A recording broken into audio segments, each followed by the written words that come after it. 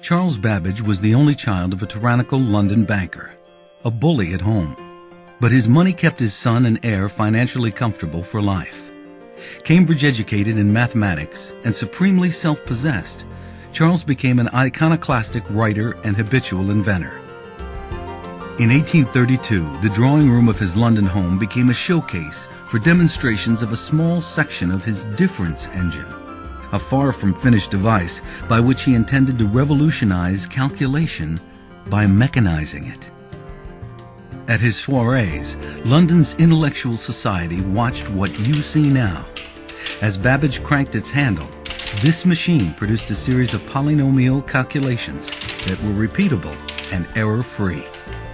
Most astonishing, it was automatic. Any of his illustrious guests might have operated the handle as well as Charles Babbage, perhaps the geologist Charles Lyell, or Charles Darwin, or Charles Dickens. Once set, the machine seemed able to proceed, to think on its own. But what was called the beautiful fragment of the machine Babbage had intended to build was all he ever finished of it. In fact, his imagination had already moved on to an even more ambitious mechanism, one that would make obsolete the abandoned machine. The analytical engine would be a general-purpose calculating automaton.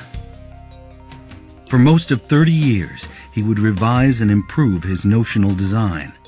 Only a few partial sections of it were built, this one after Babbage's death by his son. The analytical engine was an ever-evolving machine.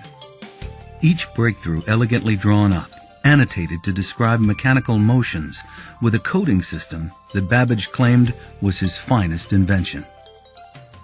The analytical engine may be the most intricate operating mechanism ever fully realized with paper and imagination alone. In 1846, Babbage abruptly changed course. As if determined to make good on an old obligation, he worked for 2 years to complete a full set of drawings for difference engine number 2. It would require 8,000 parts, only a third as many as the first. He offered it to the government, but did not protest when it declined to build it, and the drawings were carefully put away. Eventually, they came from the Babage estate to rest in the library of the Science Museum in London.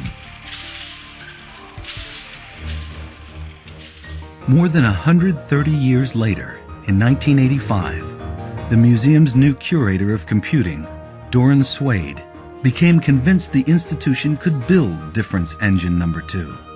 After all, with the intact drawings, it seemed feasible and within financial reach.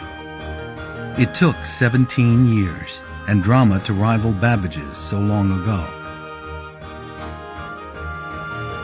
And it works, just as Babbage designed it.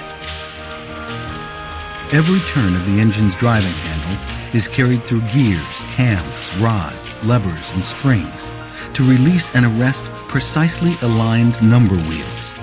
A helical arrangement of steel fingers continually pulls the register towers to find and perform the carrying of tens.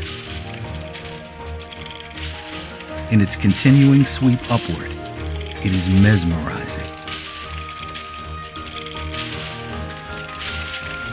The intricate printing section can be programmed for 1, 2, or 3 column output, for 2 font sizes at once, for variable margins and column gaps, even word wrap where necessary.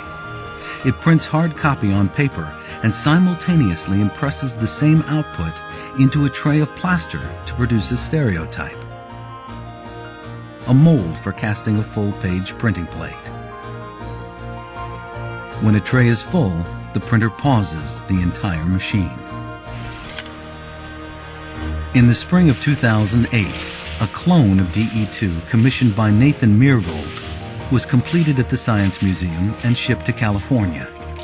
At the Computer History Museum, it would charm new thousands of discerning eyes. Today, the crotchety proud genius, who never managed to prove it during his lifetime, has a fair claim to honor as a pioneer in the history of intelligent machines. just as his parlor guests in 1832 suggested.